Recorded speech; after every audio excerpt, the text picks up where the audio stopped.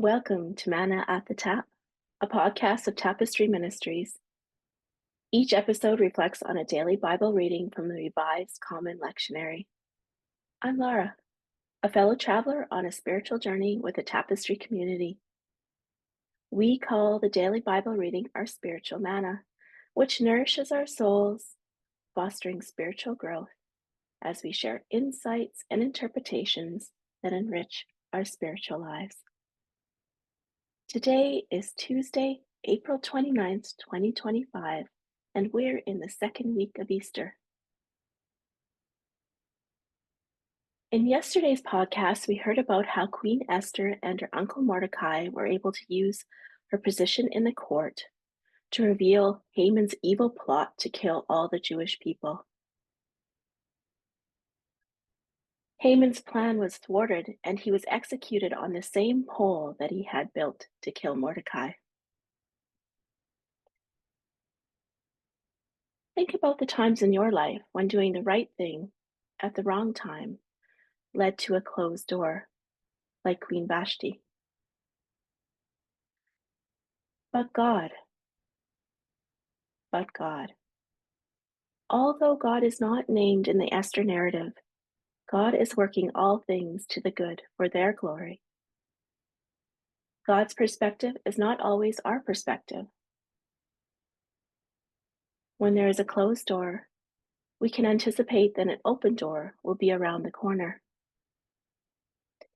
We just need to walk in faith, wait for the instructions, and when you receive the instructions, trust and obey.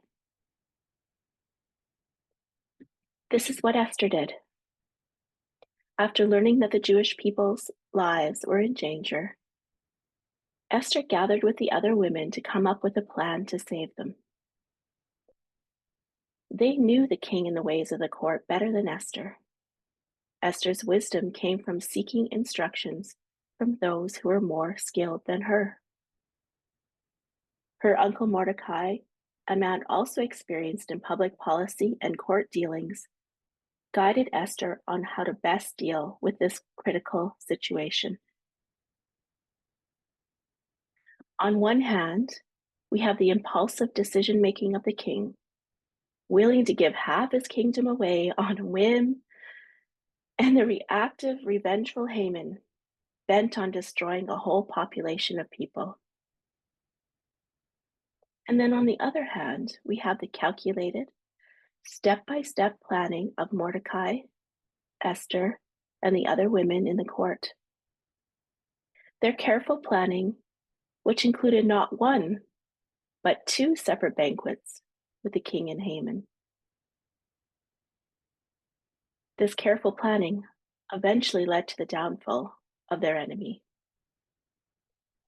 However, there was still the king's edict to kill all the Jewish people, which brings us to the lectionary reading from today, found in chapter 8. After Haman was executed, Esther was given Haman's property and control of his household, which she turned over to Mordecai. Mordecai's true identity is revealed as Esther's uncle, and he is given the highest authority in the court. But there were more steps to take, more acts of courage to follow through on. Again, Esther puts her life on the line, entering the king's throne room without permission. This time, she falls on her knees, weeps, and begs him to stop the edict. Esther finds favor with the king again, and he extends his golden scepter. But there still is a big problem. The king cannot reverse his edict. So he suggests that Esther and her uncle write a new one to counter the old one. With his new authority as the king's right-hand man, Mordecai pens a new edict and seals it with the king's signet ring. Then the document was delivered to the people in all 127 provinces from India to Ethiopia. What an undertaking! The new edict declared that the Jewish people had the right to defend themselves if they were attacked. The good news brought much celebration to all of Persia, as you can imagine, and the people feasted and they danced. And that brings us to the end of our reading for today.